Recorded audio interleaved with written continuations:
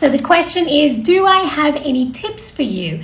And yes, I'm going to try and answer this really honestly and truthfully. So the first tip, and this is definitely going to be really polarizing, especially if I have any Australians watching this, but you might find that you come across some really racist Australians.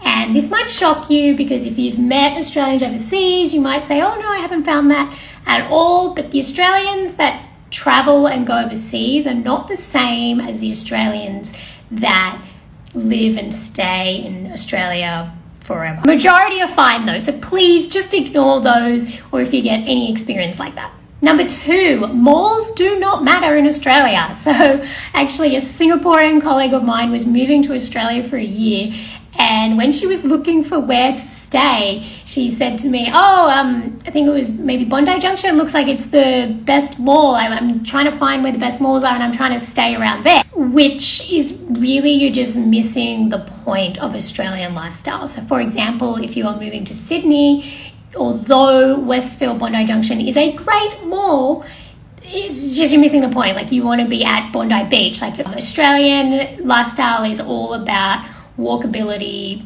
exercise, cafes, food and drink, not malls. And so the best restaurants and cafes and food are not in the malls. And the malls shut really early, which leads me to my third point. So one major cultural difference is that people in Australia like to get up really early and go to bed early. So this is really different to a Malaysian. So when I say get up early, I mean like you'll find that cafes selling coffee can be open from like 5:30, 6 a.m., but then they will be shut by 3 p.m. Number 4, people value honesty really high. So if you don't understand something, don't ever pretend that you do.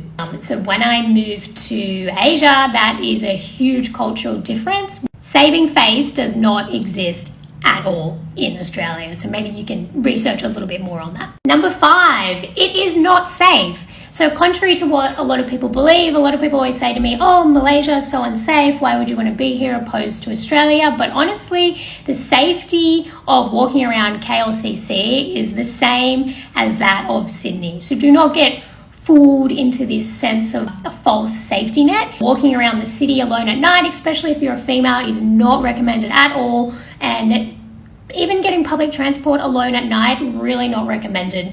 So you're better off paying that exorbitant price for a taxi, or it's not a Grab there, it's an Uber, and that is going to be really, really expensive, but it is totally worth your safety. Number 6, I have a lot of tips. I still have one more after this. So number 6 is that Australian Asian food is really different, or I guess not really different, is different to Asian food.